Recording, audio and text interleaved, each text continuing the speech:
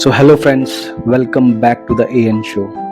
आज हम लोग जानेंगे कि क्या अटलांटिस शहर सच में था। क्या सच में कोई एक ऐसा शहर था जो अटलांटिक ओशियन के बीच में बसा हुआ था और उस शहर में रहती थी एक हाईली डेवलप्ड एडवांस सिविलाइजेशन।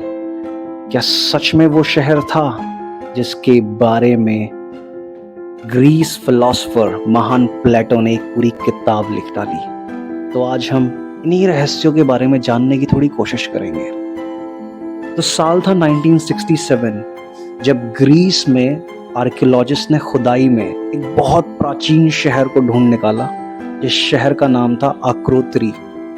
उन लोगों ने ये अजम्पशंस की और ये प्रूव करना चाहा कि ये शहर आक्रोत्री, ये शहर ही अटलांटिस है। बट कुछ रिसर्च और कुछ समय के बाद पता चला कि नहीं, ये आक्रोत्री शहर, इतिहास में जिस शहर के बारे में बात करी गई ये वो शहर नहीं है, ये अटलांटिस नहीं है। फिलोसोफर प्लेटो के हिसाब से लगभग 12,000 साल पहले जिब्राल्टर के आसपास कहीं समुद्र के बीचों बीच अटलांटिस हुआ करता था। प्लेटो ने अपनी किताब द अटलांटिस डायलॉग में इस सिविलाइजेशन के बारे में डिटेल में लिखा हुआ है और जिसके बारे में खुद महान फिलोसोफर सोक्रेटिस ने कहा था कि अटलांटिस का होना एक फैक्ट है, ना कि कोई कहानी। और प्लेटो को अटलांटिस के बारे में ग्रीस के 7 सबसे महान संतों में से एक अपने परदादा सोलन से पता चला था। और सोलन को ये जानकारी कहाँ से मिली थी?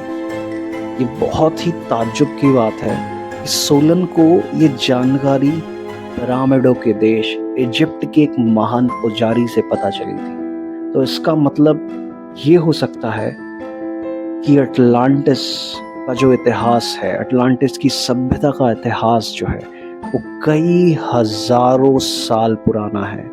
कई लोगों ने इन बातों को फैक्ट मानकर विश्वास किया और कई लोगों ने प्लेटो की इन बातों को सिर्फ कहानी मानकर छोड़ दिया। फिर समय आता है 1912 का।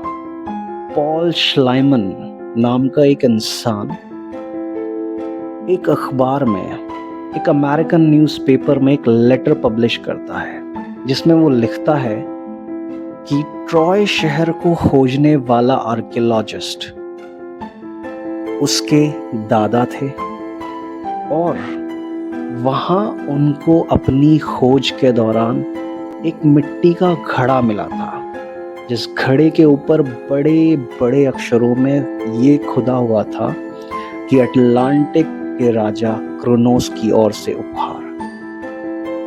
तो एक और सबूत मिला इतिहास में अटलांटिस के होने का।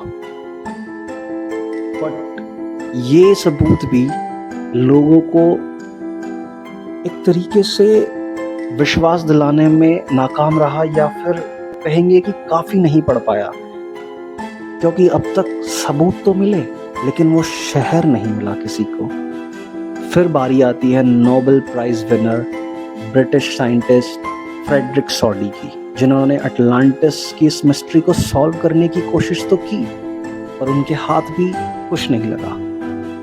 और कई मशहूर लोगों ने अटलांटिस को खोजने की कोशिश करी, कुछ को नए सबूत मिले जिन्हें नकार दिया गया और कुछ लोगों को नए रहस्य जो आज भी इंतजार कर रहे हैं उनके सुलझने का, क्योंकि इन्हीं रहस्यों के बीच में कहीं लिपटा हुआ है उस खोए हुए शहर का राज जिसका नाम है अटलांटिस।